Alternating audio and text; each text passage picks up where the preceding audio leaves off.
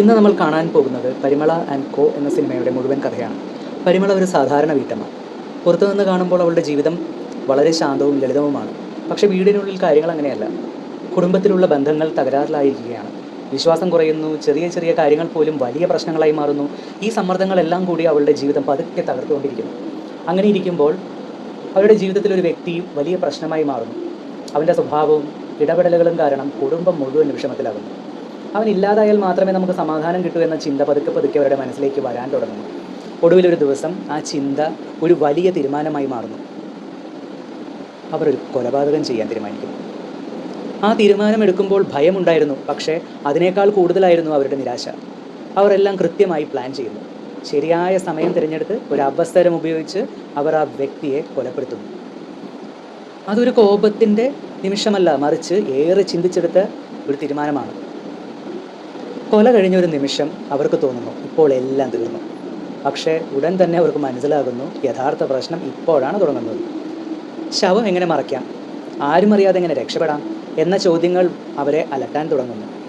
ഭയത്തോടെ അവർ ഓരോ കാര്യവും പ്ലാൻ ചെയ്യുന്നു.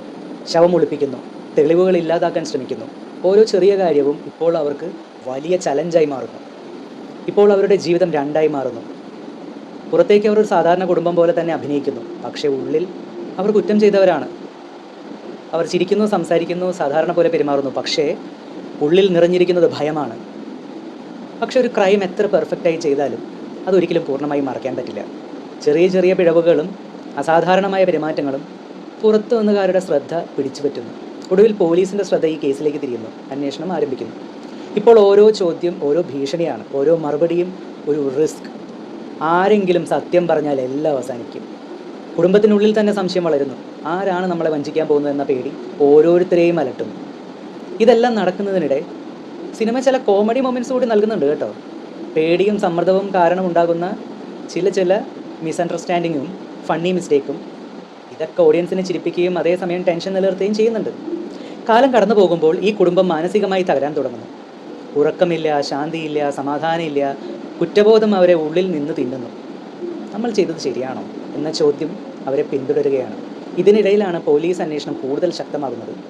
ഓരോ തെളിവും പതുക്കെ പതുക്കെ അവരുടെ അടുത്തേക്ക് എത്തുന്നു.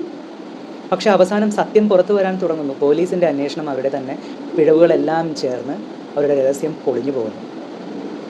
ഒന്നൊന്നായി എല്ലാം തുറന്നു വരുന്നു. അവസാനം ഈ കഥ നമ്മളോട് പറയുന്നത് വളരെ വ്യക്തമാണ്. ഒരു തെറ്റായ തീരുമാനം ഒരു വ്യക്തിയുടെ ജീവിതം മാത്രമല്ല, മുഴുവൻ കുടുംബത്തെയും തകർക്കും. കൊല ചെയ്താൽ പ്രശ്നം തീരുന്നില്ല, അതിനുശേഷം തുടങ്ങുന്നത് മനസ്സിൻ്റെ ശിക്ഷയാണ്.